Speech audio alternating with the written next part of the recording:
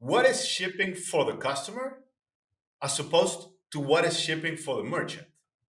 Oh, that's a good way to look at it, Diego. I think for the customer, it's a central part of their decision making on the experience of buying and delivery. It's a cost. Of course, everybody's got this idea that it should be fast and free. That's sort of the terror of our existence as merchants. Yeah. It's never free. It's you got to pay for it somewhere. It's just where are you hiding the cost? For customers, it's that emotional experience. It still ranks. If you look at the data, most data I see, and I look at this every few months, shopping cart abandonment rates, cost of shipping, time of shipping are always right near the top. The question is, it's always in the top five. Let's talk about the merchant for a minute. So our e-commerce audience, people that are shippers that are trying to drive their business, they have a lot of moving parts to deliver on all those Exactly. promises and those expectations, like you're saying. Um, there and all those pieces are easier than ever to align and make more efficient. There's a lot of options to kind of work your way progressively as you just look at the pragmatic choices you have to make. So the merchants have to think about process. They have to think about cost. They have to think about carrier options.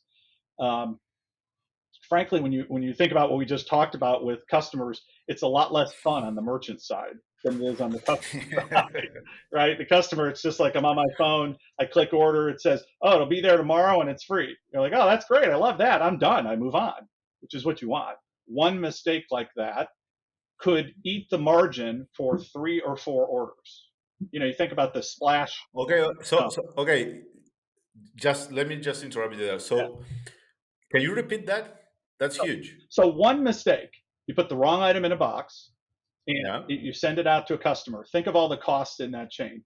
That, Everything that happens after that all the mistake, stuff. it's a margin of 3 to 4 You products. can eat your profit on 3, 4, 5 other orders like it, and it makes sense when you think about it. So Yeah, it compounds. it compounds. The cost of a Yeah. bug is 10 times more once it escapes. When it escapes your developers, when it escapes your QA, and it manages to run out into the wild and hurt customers, Snowballed. it snowballs. It's giant. So if you can catch it early, shipping's much like that. If you catch the mistakes early, you can squelch them, and you catch the scaling mistake. Instead of that 1% error rate that you're at, maybe you're at a 5% error rate, and that's suddenly way downstream, causing a big problem. I hear a strategy is to avoid compounding, mistakes to Yeah. compound, right? Yep.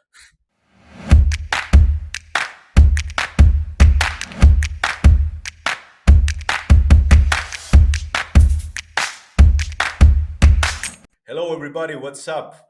Welcome to the Link E-commerce Connections. This is Diego Praderi, and today we're going to be talking about shipping with Ron Lee. Ron Lee is the co-founder and the chief product and technology officer at PaceJet. How are you, Ron? Great. Good to see you, Diego. Have you? Good to see you again. How you been? Good. Good. Busy time of year. Busy. Yeah, I guess. I guess. Yeah. The closer to the end of the year, second semester, Yep. uh, e-commerce starts to get really crazy, and that's shipping, right? Yep. Absolutely. Yeah. It's hard to believe. It's August. We're still thinking summer, but end of year is the big rush. So we got to be ready for that. Yeah, no. Black Friday, Cyber Monday, it's just around the corner. People go crazy. Yep. Yep. Yeah, it's a busy time. Cool. Even though there's questions this year, we're going to have as big a spike as last year. We always know it's going to be a lot bigger than a typical month or typical week for most companies. So Yeah, I guess. So, Ron, we're going to be talking about shipping. And I have a couple of feelings about shipping, right? When someone starts an e-commerce business, the shiny objects, right? The nice thing, the fun stuff, it's how the website's going to look. What's the marketing message? What's the product? How great the product is gonna be, right? mhm. And many times they live shipping to the last, right? They live shipping. It's not the most attractive thing, right? Mhm. But shipping can literally make or break your e-commerce business. Mhm. So I would like to for you to share with us your story because you saw that problem early on. You're literally one of like e-commerce shipping pioneers out there, right? So I would like to, if you can share with our audience, like, why are you, Ron Lee, the co-founder of PaceJet? What was your journey to get to the point that you're right now? Well, we'll see if it's an interesting story for the audience. I mean, I've been in the software industry for my entire career. You know, early days, I wrote an accounting system, believe it or not, for a book publisher. That was one of the first projects I got involved with. Was a company that needed to, push their invoices out to their customers faster. And so that was my first foray into the software business. And you fast forward over my career in different areas of software. I've worked in software for CRM, software for field service management, software for warehouses, software for ERP. So I've had a chance, document management, that was another. I've had a chance to work in a lot of different domains. And back when we started PaceJet, shipping was an afterthought for a lot of companies. Same thing with software companies. When we were working on ERP enterprise software for a lot of companies, you would go in and you had a really strong set of offerings for, of course, GLAPR, GLARAP, that side, or APAR, of solutions. You probably had a good solution in enterprise software for the inventory management, order management. Things were getting better and better for customer experience management, and only starting to really creep into the warehouse, the picking, the packing, getting scanners in place, even though scanners are so much more efficient. By the time all that energy was spent, a lot of companies just missed shipping because it's hard. You don't control all of those resources. It's now about connecting all kinds of companies that you have to connect. So the problem we saw was that software companies in general were avoiding this space. It was very fragmented, a lot of small point solutions.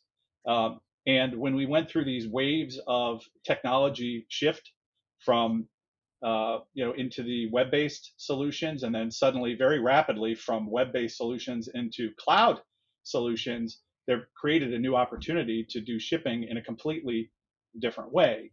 And today, if you look at the basics of PaceJet, we talk about it as a fully connected shipping software, and there's a reason for that, because we think connectivity has moved center stage in how you manage shipping.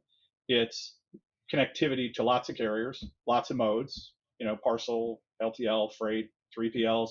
There's all these players that want to help you deliver your goods if you can only let them do it. And that's a connectivity issue. How do you connect their services into the systems that you use to run the rest of your business? So it's a long-winded story, Diego, but that was the big business problem. Was, all right, companies are hungry for this.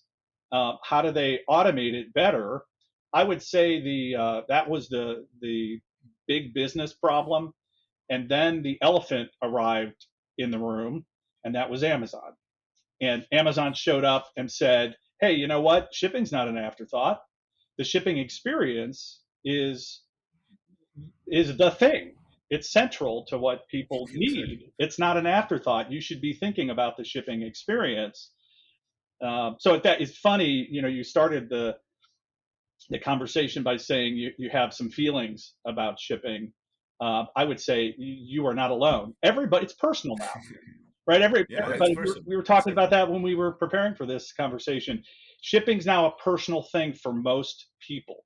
Everybody, there's not, a person you bump into or your friends and family that if you don't ask them about an order, they don't have a shipping story. Oh, let me tell you about the time, it showed up and it was damaged. I have one. We ordered believe it or not, we ordered like a sink to put in a utility room in our house. And when it was dropped off, I won't name names, what carrier did it, it was completely destroyed in a pile in the box, all broken, sitting on our doorstep. And we looked at it and said, how could they not notice that they did that? Let me interrupt you. That breaks the experience of you going to that is breaking the experience retroactively, Yeah. right? To when you went to their website, like when you thought about that brand, correct? Yeah, absolutely. It was I won't name the names on the brand, but we actually went to the store and we said, well, we found the one we like, but they didn't have it in stock. And we were in the store on our phone. We're like, oh, let's see if they have it online. Oh, it looks like they have it online. So we're in the store. We placed the order in the store for the one we saw, but they didn't have. And the carrier said, we'll deliver it in about a week. And they did, and it was destroyed. So we ended up saying, well, okay, I remember the emotion, like a lot of people do, of picking this broken box up. I had to duct tape it shut, throw it in my car, drive it back over to the store, and I returned it to them. I ordered it online, but I returned it to them. I had to get one of those flat cards. You yourself Yeah, and personally, I trolleyed it over to the to the you store. shipped it back. I shipped it back myself, and I went in, and they were looking at this like, "What did you do to this?" I said, "Well, that's how it arrived." Uh, so I, So that's funny because let me go back to the roots then. Like, yeah. what is shipping for the customer as opposed to what is shipping for the merchant? Well, that's a good way to look at it, Diego. I think for the customer, it's a central part of their decision making on the experience of buying and delivery. It's a cost. Of course, everybody's got this idea that it should be fast and free. That's sort of the terror of our existence as merchants. Yeah. It's never free. It's you got to pay for it somewhere. It's just where are you hiding the cost of shipping, and how do you Hiding it or putting it front and or center, put it front and center? clearly. Right? Yeah, are you making it a visible part of it? Um, yeah, I think so for customers, it's that emotional experience. It still ranks. If you look at the data, most data I see, and I look at this every few months, shopping cart abandonment rates, cost of shipping, time of shipping are always right near the top. The question is, it's always in the top five. Is it number two, or is it number three, or is it number one? So figuring that out, people tend to be, it seems, in the data I'm seeing, more open to a little bit longer delivery times if it is cheaper or free.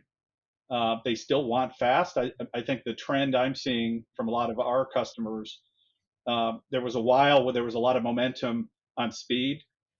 If you've ever seen there's a couple of comedians that have done shticks on what's faster than 2-hour delivery, right? It's like when I click the button, I want it to be here right now. This minute. So Yeah. there's kind of this laughable trend in a way that everything was going to move to drone delivery. 30 minutes after you click, it's going to get dropped from the sky and land on your doorstep. Yeah, the last minute, the last mile Right. shipping that everyone's like taking their eyes off to compete into that space, right? Which drove a huge amount of capital investment around the world Yeah. to stage inventory close. And I think there's a little bit of pullback from quite that level of acceleration, but not all the way back to the old days of 2 days, 3 days, 5 days. There's still a lot of consumer and business sentiment that if I place an order now, I'm expecting one day, this afternoon, if it's a consumer, that kind of speed is still important, 2 days max kind of thing. So I think consumers, to your question, they view it very much as part of the decision making, part of the investment I'm making in buying the product. And also it's not just time and money, of course. I think most of us know this in our personal experience. It's experience from I guess, peace of mind. If you buy something and well, the outbound experience will be great. It'll be fast. It's low cost. I'll get the product. It'll be in great shape. It'll show up. But if I don't like the product, oh boy, I'm in trouble. This is not somebody who's going to make it easy for me to get the return label, give it to the carrier, get it back to them. And last I looked, and it'll probably be the same this way. It's above 20%.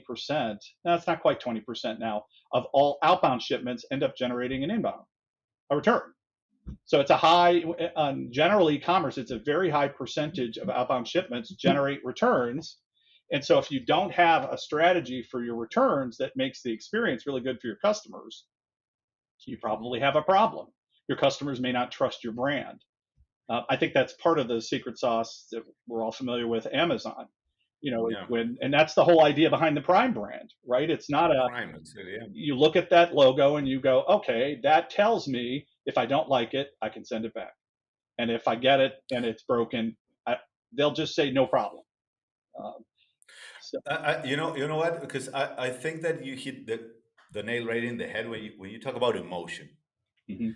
And I love e-commerce. I love user experience, conversion rate, like everything, right?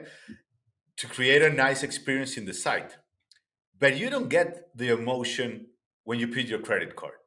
Yeah, You get you get maybe the stress of putting your credit card in the true. side. You get the emotion. You get that nice emotion when you get the package, That's true.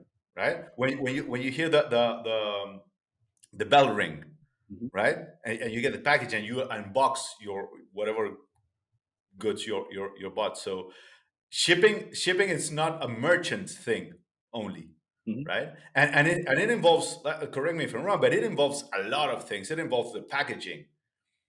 It involves like the experience continues with the shipping, and it even continues with the returns, as you mentioned. Yeah, yeah. I mean, your point. So you asked a good question. Well, what does it mean to a consumer, and what does it mean to the merchant in that line? Let's talk about the merchant for a minute. So our e-commerce audience, people that are shippers that are trying to drive their business, they have a lot of moving parts to deliver on all those Exactly. promises and those expectations, like you're saying.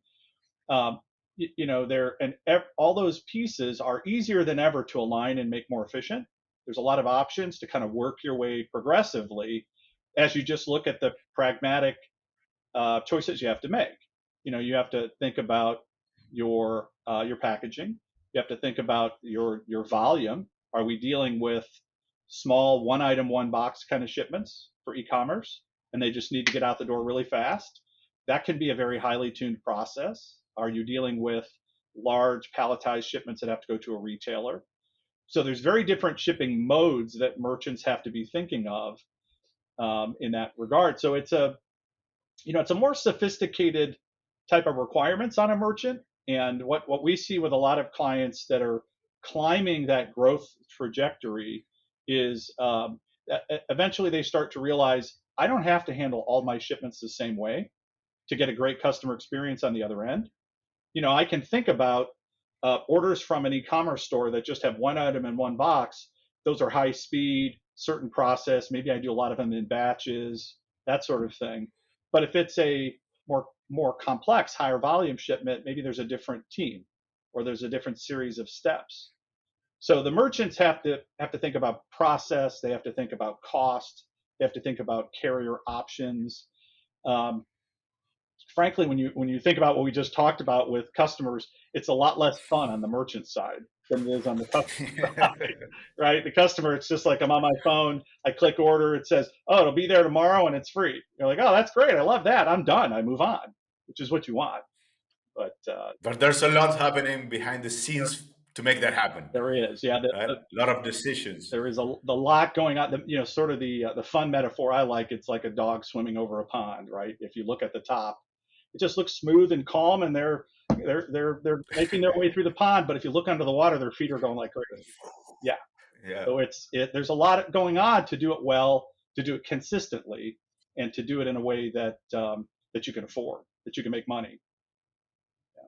And tell me, Ron, like shipping and logistics, Hmm. right? They're not synonyms, Hmm. but shipping is a part of, Yeah. right? Hmm. Can you because when someone is thinking about like or scaling their e-commerce or even starting their e-commerce business and scaling their operations, they need to have both in consideration, right? Yeah. So what comes first? Like when you start talking about, like, let's say logistics, Yeah. what is it that you need to have into consideration to make sure that you're taking the right steps, right? And one after the other, and not like just going all in to then needing to go back, change. Oh, yeah. How do you start? Yeah, where do you start? It's funny you said the word logistics because when I got started in the business, there was a lot of buzzwords about what is the software that helps do this stuff. Is it shipping software? Exactly.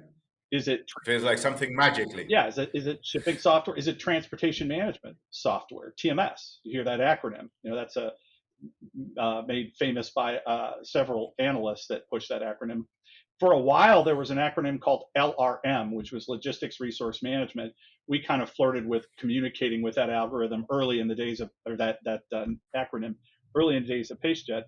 The conclusion I've come to after being in the business a while is kind of simpler. Shipping is sort of a $1 word, logistics is kind of a $10 word, and they're not exactly, like you said, the same.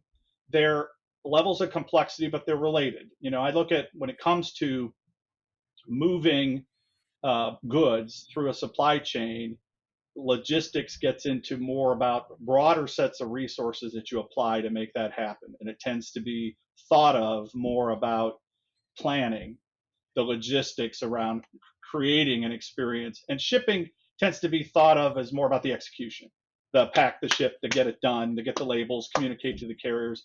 So that's how a little bit how we think of it. Now, PaceJet is part of a large organization called 3G. So we offer both shipping software and TMS software. And on our platforms, the modules in those are kind of arranged in that fashion. The TMS software deals with more planning, things like consolidation, things like routing, intermodal, multimode. Maybe you're going to do zone skipping, more complicated things that a merchant will worry about when they scale. And the shipping execution worries more about the clicks and the speed Yeah. and high speed, volume, that sort of thing on the ground. I think for back to your question, like how does an organization approach it? There's kind of I don't know if the audience would remember this idea of the Maslow's hierarchy of needs. It sort of applies to Yeah. human beings about what do you worry about? The pyramid. Yeah, the pyramid. If you remember that, it's like well, certain things like food, shelter, clothing, I have to deal with first, and before I get those things handled and I'm safe, I can't really deal with higher level thinking or higher level issues. And I think there's a pattern like that in shipping, and there's a pattern like that as your business grows. If you think about what I see a lot is a small company that may have a limited number of SKUs or maybe one location, depending on your type of product. Your shipping may start out super simple. You go with one carrier. Maybe if it's a parcel product and you're selling it online, it's not that hard. You go with UPS or FedEx, or USPS, probably UPS or FedEx for most small companies, and you're doing maybe, let's say, 30 shipments a day, 40 shipments a day. You're going to start to get pressed by your number of SKUs, your diversity of customer base, your types of products. New shipping requirements are going to come at you. So you might win, for example, you're small, you win a big new customer, and they say, great, here's how we want you to ship. I need you to use FedEx, and I need you to put all the shipping charges on my account. And you're sitting there thinking, well, all we do is UPS, and we've never done this third-party billing. Well, it's not really third-party billing. It's your account number. How do we do that? So you're going to figure that out. That's one pressure from a customer. And then you fast forward, there's more and more pressures like that. You may Compliance. Maybe you need compliance for some customers, right? compliance Some big. is a great one. So not that example where they told you, here's how I want you to ship, is just the tip of the iceberg, Diego. That's the tip of the compliance iceberg, and it goes back to that experience that customer. How do you sell? How would you sell? Sorry to interrupt you, but how would you sell to Walmart? Well, exactly. Then It would be a headache, right? there's a book. Don't worry, they'll tell you. There's a book. They will educate you. They will tell you, and in fact, there's materials. There's a book. They will tell you, and they'll help you by finding you to help you along the way. So if you do it wrong, you get these sort of love notes in the email in the form of bills, compliance bills that will say, well, you didn't label this right, or you didn't include the right documentation. I say that funny. I know for most people it's not a funny thing. You gotta work through those issues, but it's something you're going to confront. That you'll want to stay in compliance. And in fairness to the big vendors, to the retailers, they do it to make their experience and their processes much more efficient. If they get an ASN electronically before you ship something, and then the box has what's called a GS1, UCC 128 is the old term, label on it, then when that product arrives, they just scan it and it immediately looks up the ASN, the Advanced Shipment Notice record, and they know what's supposed to be in the box, and they can quickly verify and ship it. So they have a very logical, good reason to put those requirements on you. It's still difficult as you're growing to start to put the architecture in place in your business, people, technology, and process architecture to be able to deal with stepped up compliance requirements. But you can do it. You can do it iteratively as you work through that. Yeah, and you just mentioned people, Hmm. right? So I'm imagining this, right? You have a warehouse. Hmm. There's people that drive the forklifts or whatever machine, a software or whatever. Yeah. And is it right to assume that you have a lot of turnover in hiring, right? People leave all the time. There's a high rotation. So how do you go upon that in the sense that you have all your processes? Hmm. You know you cannot rely 100% in software because you need people to manage that software, and you need that to, like, software needs to adapt to people and people need to adapt to the software. So how would you recommend merchants go about that in this, constant change of people in the warehouse, Yeah. that you need to train everyone like constantly? What's the most uh, optimal way to handle that? Well, it's a great topic. In this era that we're in right now of the Great Resignation, or if you watch the news right now, you hear people talking about quiet quitting, all that kind of stuff. Quiet. Um, the Warehouse jobs are tough. I have a lot of respect for the folks that you see that I go out and visit Of customers. course. They're tough jobs. They're physically demanding. There's a lot of pressure for speed.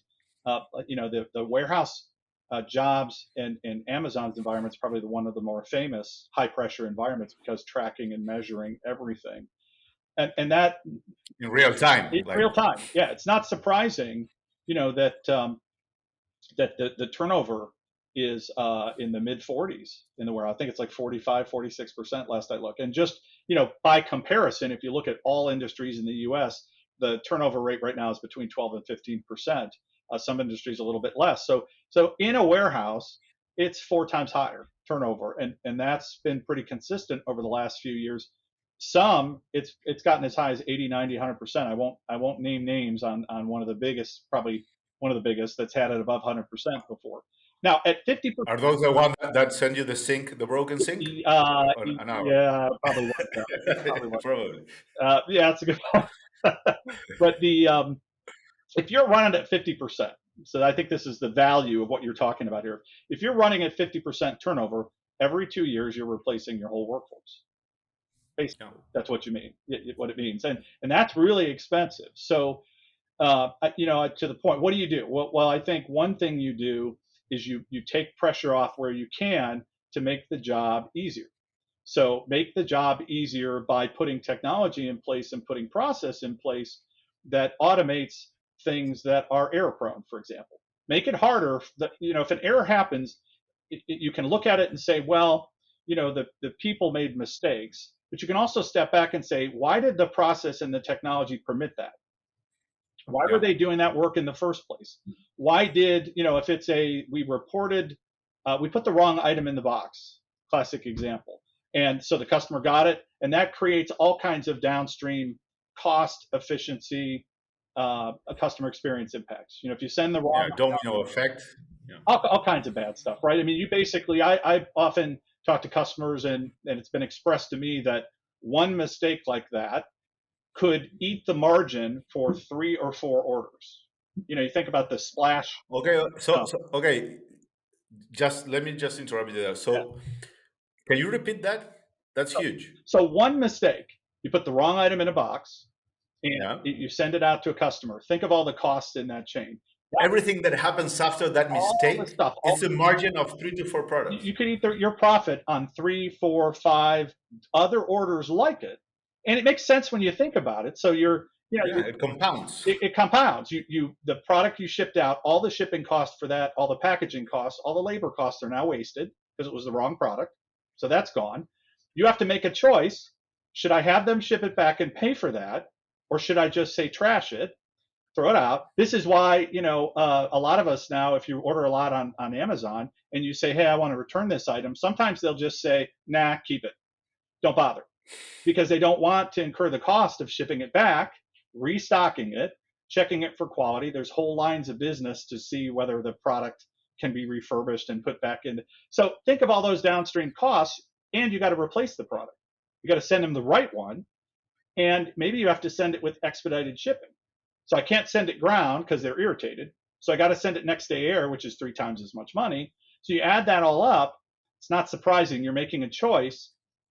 Do I keep the customer happy and lose a lot of money on this order, Yeah. or do I lose a customer potentially by not satisfying them? So that's why that's a reality of it, that if you make a mistake, these mistakes are really really impactful in ways that aren't always very visible as you're growing, Really expensive. and expensive.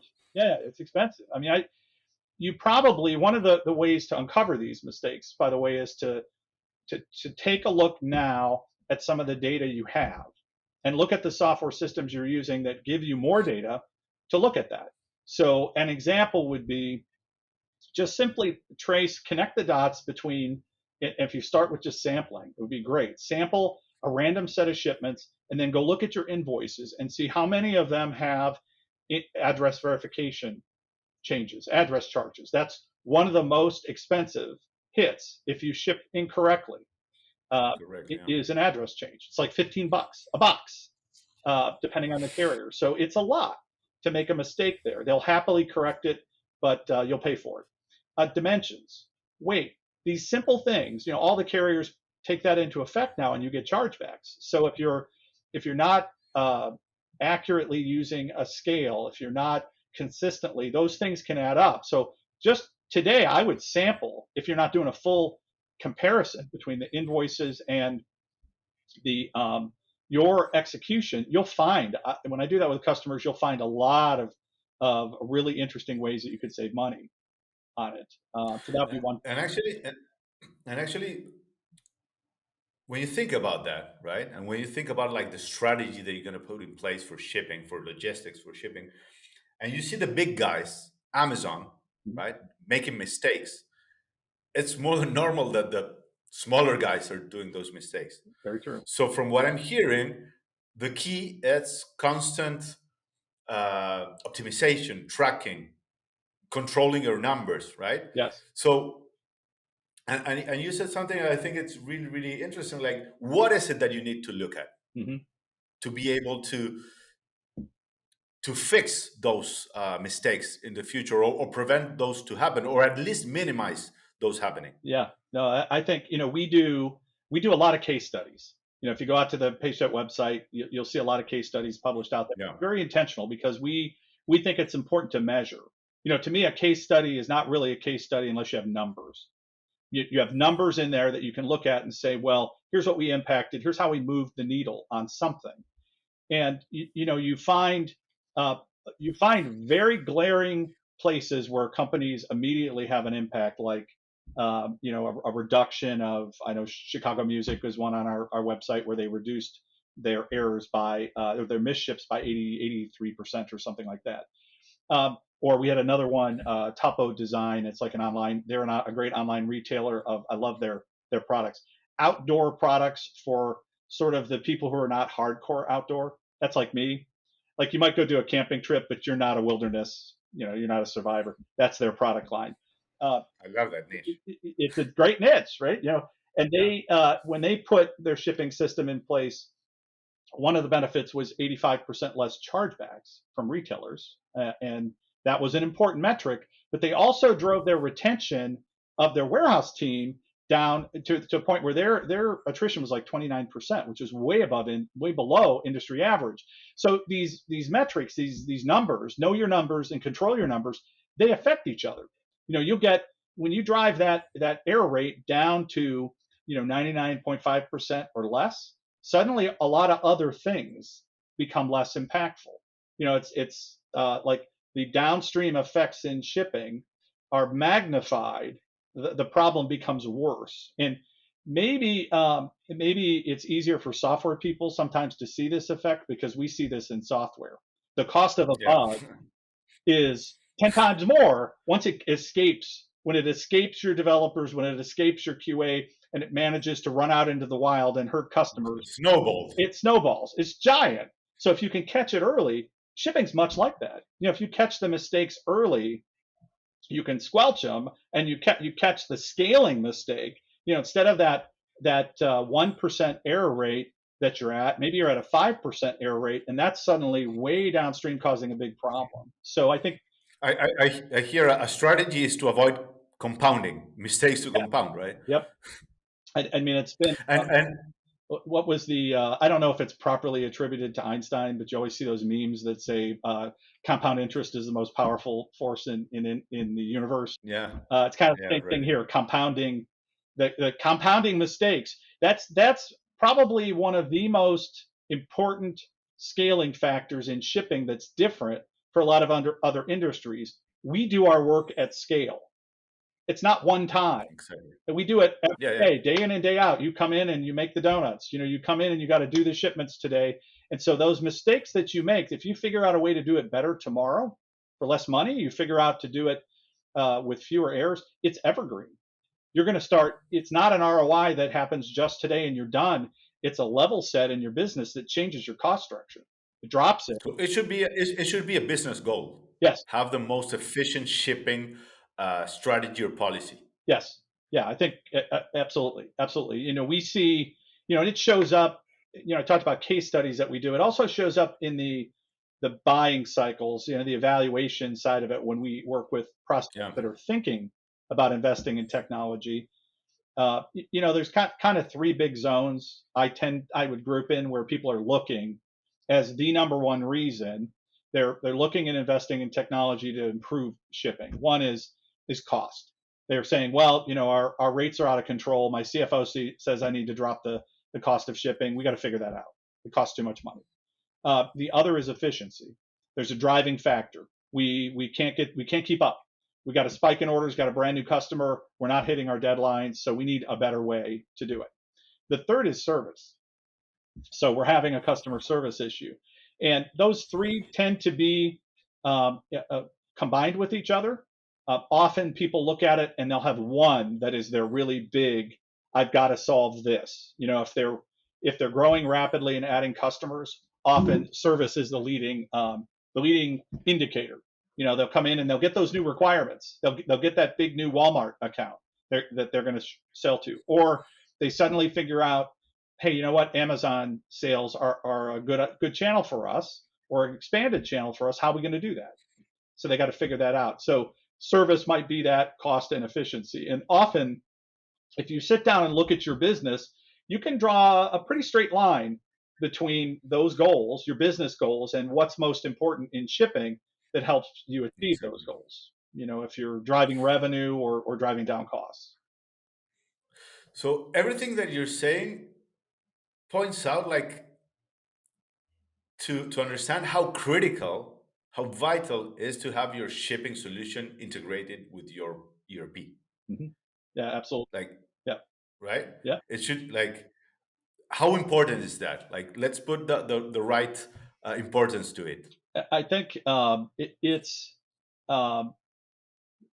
it's important enough that you can't make a decision on a shipping solution without considering the completeness, the extensibility, the supportability, how it fits in the ecosystem that you run your business on. You just can't. It's usually one of the top qualifiers for companies we work with that are in that scaling. We tend to have Payshed has a lot of customers that are at that point where they're in a disruptive growth curve. They're adding a lot of clients. Yeah. They're adding new locations. They're doing something new, international for the first time, or hazmat for the first time. They got a product with a battery in it. And they got to ship. So when you're in that zone, you've got to have integrated systems to eliminate to do all those things we've talked about so far, to eliminate all the labor of data entry, all the potential mistakes of that, to give you a level of visibility into the tools of shipping, rate shopping across multiple carriers. So there's a lot of complex requirements on integration. The good news is I think it's a modern problem driven by a modern situation, e-commerce, with modern solutions. That's the great news. Cloud-based solutions now make it easier to integrate everything you're doing together, to have it pre-connected. Vendors like us, like you, like Fano, we work on that. We wake up every day thinking about how to make our process better connected, the experience for customers easier. I can tell you as a technologist and a product person in the shipping area, it is not fun managing integrations with all these carriers. Getting UPS certified every year or FedEx compatible certified, or look at the LTL carriers integrating with their APIs. A lot of the carriers, I often tell people their application programming interfaces, their APIs, they range from really good, outstanding, to total crap. And it's a very diverse range because people are stressed and working and expanding their technologies. Our job is to make it really, really easy on the customer. And we can do that now with better tools than ever. We can connect more carriers into their process and make that easier. So I think integration is really critical. And the good news is Web3, right? That's Web3. Yeah, think of it that way. Yeah, yeah. I And, was going to no, go ahead. Sorry. we talked about this, I think, a little bit in the. Uh, Sometimes I guess I have maybe a funny perspective on the history of things because I've been in this industry a while. But I think of this era of integration we're in as just the next wave that's almost like the freeways were back in the day when they were building roadways and building roadways to connect countries. In the U.S., it was a transformative time in that every time you added a branch to the freeway, an on ramp or an off ramp, it made towns popped up that didn't exist before, and it completely destroyed towns. you That's know right. if the freeway went by them, then the people were not going to drive through their local surface streets anymore. And we're in that kind of a similar historical situation now. It's not exactly the same, but it rhymes. It's connect No, I love the analogy. it's connected. I think it's absolutely on point. Yeah. Yeah, it's an interesting time to see how all these technologies really can work for people, can make their lives and their businesses so much more efficient, a lot easier. Well, actually, you touched on a point because when people are thinking about introducing a new technology in their business, Mhm. the main question is how well it integrates with the whole ecosystem. Because now we need to think not about solutions but about ecosystems Yeah. and how the parts work seamlessly with one another. Hmm.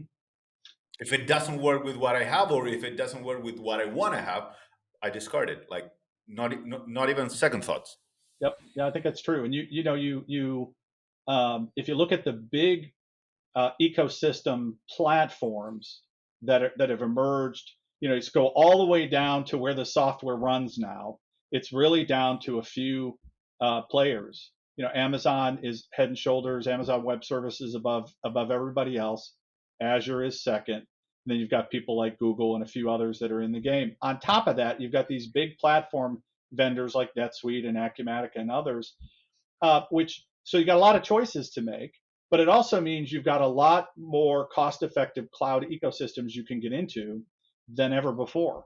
It used to be standing up a website. I mean, you guys know this was a huge, complicated, custom endeavor to get the experience right, to get the Custom. catalog right. How are you going to manage the data? What about images? What about searching? What about SEO? All that stuff. Now you got lots of great options, and you can turn your attention to a little more strategic level things. The baseline technology, you expect it to work. You expect to have a shopping cart experience where you can check out. You expect to say, what's my shipping cost? And it should show you that. Well, now your question is, well, from a shipping perspective, what carrier options do I want to present on the website? Do I want to tell my customers which specific class of service it is? Or do I want to say ground, next day, let them choose, but behind the scenes, I'm looking to see what's the best way of delivering on that promise, but also saves me money because I'm paying for the shipping. Those kind of decisions that you can make. And that's exactly the sweet spot where you help vendors and customers, right? Because if I understand correctly, right, Mhm. you give them the power of choice. That's You do everything so neatly in the back end, mhm. right? You do that headache when we talk about APIs and connectivity. You do it in a simple way that you allow customers to choose what's the best option for them to have their goods shipped. Mhm. Yeah, I think that's one of the central themes is choice. So choice of of your carrier, choice of your class of service, choice of your method of delivering. And we do it by that intense focus on integration on the carrier side and the intense focus on integration on the ERP side. So making it, the ERP ecosystem and the carrier ecosystem, I should say. So, you have, if you look at the revenue split now, as an example, on the, let's just say parcel carrier side, but I can do it on the freight LTL side as well. Um, let's say maybe 4 years ago, 5 years ago, even, people would have been talking about parcel delivery. Let's narrow it to the US to be about the big three, right? We would have said UPS, FedEx, USPS, those are the ones. You got to have a solution for that. Not the case anymore. It's the big four. You have UPS and FedEx that are in the 30s. I think UPS is like 36%. FedEx is probably 34% ish. The post office, I think, is about 17%. Guess what? Amazon's 12% of all parcels delivered now. So it's the big four. The question is, how are you going to leverage the big four?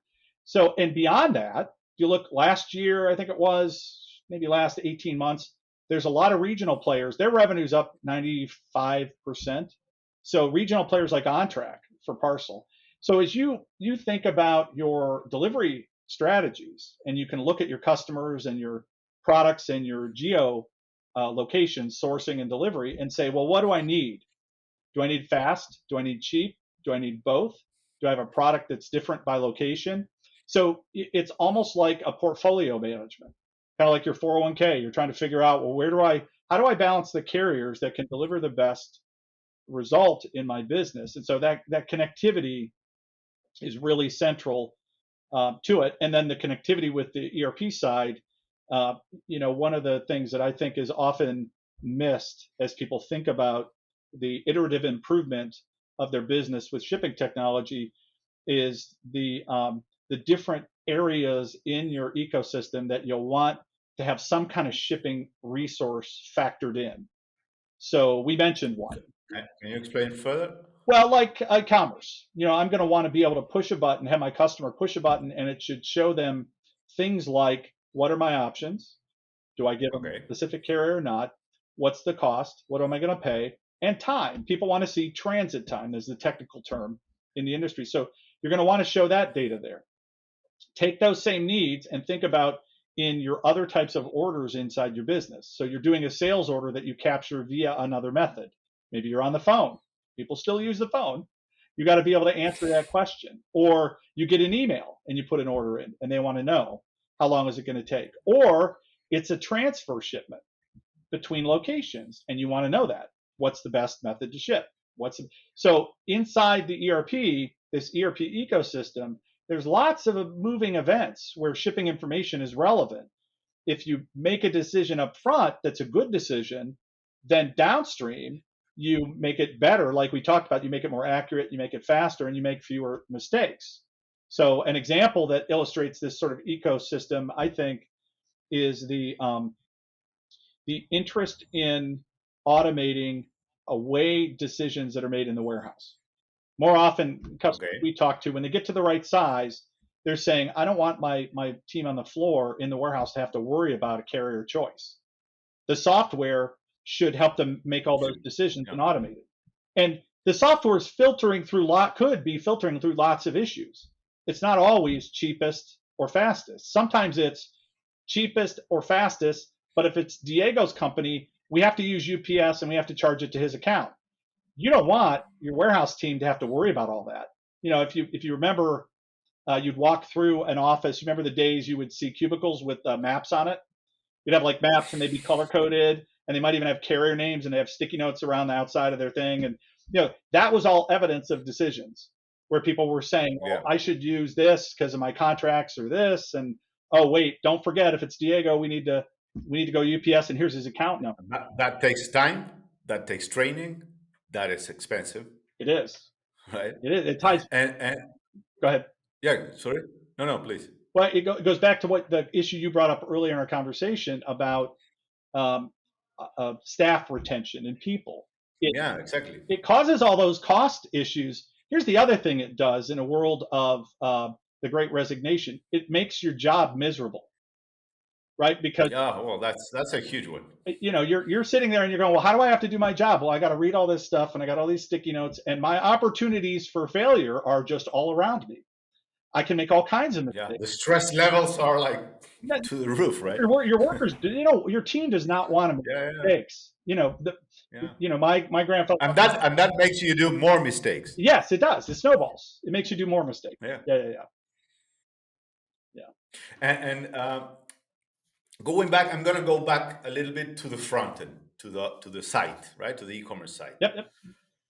because one of the biggest reasons for checkout and cart abandonment is shipping related issues and clarity, Yeah. prices, hidden costs, right? Yep. So you mentioned options Mhm. and opportunities, like where a customer can choose what's the best option for them in that specific moment, Mhm. right? Because now it's e-commerce is ubiquitous. You can buy from your office, from a cafe, from your parents' house. Like you can buy. Yeah. It's here's your shop. Your phone is your shop. So how do how do you feel about like PageJet helping um, vendors showing clarity to their own customers on how shipping will work and what's the best option for each individual purchaser, right? And each individual item. Yeah, I think you raise a critical issue that, done well and done right, you can take the stress off the front end in ways that help the customer experience and help the business at the same time. So let me give you an example. We mentioned a couple obvious examples. I'll give you one that's a little less obvious and a tricky one. So the obvious ones are more carriers. The more options you have, the more you can lower cost and the more you can find an option that really fits. And it's not about picking on an individual carrier. Their networks just happen to be different. You have some parcel carriers in regions of the country that, just the way their equipment is built, their trucks, their coverage, they can deliver more cheaply or faster. So if they're available to you, that becomes a way to improve your service for your customer. That's kind of an easy one now these days.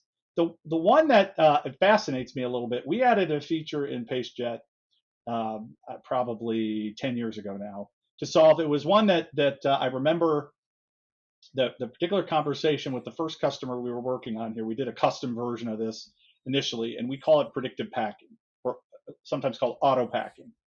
And the idea was pretty simple, and it still holds true today, but more and more people are doing it now. It's to deal with that problem you've experienced when you ordered something like this pen. I don't know if you can see this pen from Amazon, or you ordered like a package of these, and it came in a giant box. So now you got this giant box Yeah. on your porch, and you're thinking, You put it wrong. why did they do that? Maybe I'll give that to my kids and they can play with it, crayon on it, because kids love boxes. But they did that. That was basically a mistake, that they did that. And the carriers, wasn't that long ago when they didn't use dimensions in their pricing. It was all about weight. In fact, a lot of their prices are still geared towards weight. But suddenly they found themselves shipping more air than stuff, right? Those boxes were jamming up the trucks. So they said, okay, no problem. We can fix this problem with money. Now it costs money to ship air. So it costs money for you to quote shipping air to your customers. It costs money for me to ship that air. So you got to get better at figuring out what is the package going to look like when you send it out the door. That's the business challenge now up front. It's no longer about what carrier, what class of service. I can't do it just by weight, because if I do that, I could be massively off. And the difference with using a predictive packing feature, it's a little tricky in that you have to look at your products. You have to look at how they're packaged on the shelf. Sometimes they ship in they sit there in the box they ship in, so it's easy. You if you have it in your inventory and you say it's a 10 by 10 by 12 item, and if someone orders that, well, that's what I pass off to shipping, and you're dead on, no problems. But if you start mixing items into different boxes, you need some kind of estimation algorithm to to figure out, is it one box? Is it two boxes? Is it a big box? And this isn't a perfect science, as is evidenced by our Amazon shipments we still get in giant boxes. And they're pretty good at this. I think we're pretty good at Yeah, it too, but it's still, we're getting better. it's getting better. It's a tricky problem. Here's why it's important to have some kind of strategy for that. All you have to do to move the needle is be better. If your predictive packing is just a little bit better, going from one box to two boxes could be 30-40% more expensive. So if you don't quote that up front, then you're going to miss what I call the Goldilocks effect. When you're quoting your cost of shipping, it's one of those Goldilocks situations. You've got to nail it just right. If you're too high, Sweet spot. you lose the order. If you're too low, you wish you lost the order because Yeah. you'll pay for it. So getting it right, and auto packing, predictive packing is a good example of one that is sort of on that Maslow hierarchies of need. It's a little higher up. You got to have your volume and your errors under control, have good carrier choice. But at some point, it's an area that you could save a lot of money if you are looking at your software and saying, well, I could set up my item information and I could run this process and maybe it takes 10% of my cost out. So that's a great example. That's a good one. So, Ron, the last thing I want to do with you, like, let's get you in the DeLorean. Is it called the DeLorean? Yeah, 88 miles an Future hour. travel. Yeah. Let's get you to the DeLorean, and it's, I don't know, 2040, right? Like, where's shipping? What's going to happen in the next, let's say, 20 years? Where do you think, where do you envision this is going? This is heading? Well, that's an interesting question. Where are we going to be? And it's hard some days to even look 5 years out, 10 years out, let alone that many years out. But I think we know a few things based on reflecting on the past. We know that shipping is a central part of commerce. As highly optimized as we get, it's always going to be part of the game. Until we can materialize product directly in your hand, Star Trek like, you're going to have to ship it from one place to another. And there's always going to be specialists, networks, folks that are aligned towards a type of shipment to deal with. And as we go forward and look at the systems, the cloud systems that we're working with, there are an increasing number of options to make that more and more efficient. So I think what we're going to see here over the next 5 years and 10 years is an increasing amount of automation possibility, connectivity. It's going to get easier and easier to connect systems together, to provide visibility, to provide choice, to provide automation. It will get to the point where it's getting closer and closer today, where you can bring new people into your warehouse, get them up to speed in hours, not days, make the process super efficient. You'll start to see more automated warehouse execution, where some of the heavy lifting and the terrible aspects of those jobs, the wear on tear on people, will be taken over by robotics. And people will start to look at the more strategic aspects of prioritizing orders and how do I manage the best experience for customers. So I think we're going to see our way towards a more strategic use of shipping with choices that folks in your team can make at a larger scale of how your product is delivered to your customer. So I think that's my long-winded answer, is it's going to get more strategic. The tactical mess that we're all cleaning up right now of how do I just get the order in the front door, pick it, pack it, ship it without any mistakes while I optimize my inventory. We're going to get to a point where we're much more streamlined and we're dealing with it in a more strategic way. I think that's where we're headed. Will we ever get to this errorless shipping world? I think we're going to get pretty darn close with when everything's electronic. And you think about what's the stat I see on just barcode scanning? It's like 10,000. It's like 10,000 times more accurate and 7 times faster, I think, is the numbers I've seen, than doing it like keying it in. Those are the kinds of step function increases we're seeing. It's not just, well, it's a little bit faster. It's like this is a whole different way to do it. And so I think we're going to get to a point where when everything is electronic, there should be no reason to make a mistake. But it'll be Probably a good parallel that we can look at that informs us a little bit is automated driving. We're all a little scared Yeah. of it. We always question, well, is the system going to be better than me as a driver? But some of the data is telling us that the systems and the hardware and the software is going to be more efficient than people at doing parts of it. So I think we're getting closer and closer to. And actually, I like the analogy because if you think about it, the only way for those systems to get better is through mistakes. Yeah, It's like the more mistakes they do, the better that is. they are, right? Yeah, and that's a great way, as people are looking at their investments in technology is, you know, uh, I think we've touched on this a little bit throughout this discussion, and I think it's a great way to think about it. Wherever you are in your evolution of order fulfillment, order capture, your e-commerce, your shipping, you can take an iterative approach to the next level. Look at the data. The data will inform you. Look at your errors. Take a critical look at how much it costs you to ship and prioritize. Nail the most expensive things first. Nail the things that drive the error rate first. They'll jump out at you, and you'll be able to nail those and get yourself in a position where the scaling of your business is not impeded by shipping, and you'll be able to get the order in and get it out the door. If you'll be able to tell by your numbers, you should be able to bring in orders and do same day delivery. Most companies can do that. You should be able to get an order in the front door and ship it out the back door in hours. Are you at that point? No matter what size you are, you should be able to align the technology in your systems to do same day delivery and do it cost effectively, and those kinds of things I think will make a difference. So Ron Lee, co-founder, chief product and technology officer of PageJet. PageJet, thank you very, very much for joining us in this episode. For everyone out there, like you can tell that if you have any logistics or shipping questions or problems, you can reach out to PageJet. Ron and his team will definitely help you out.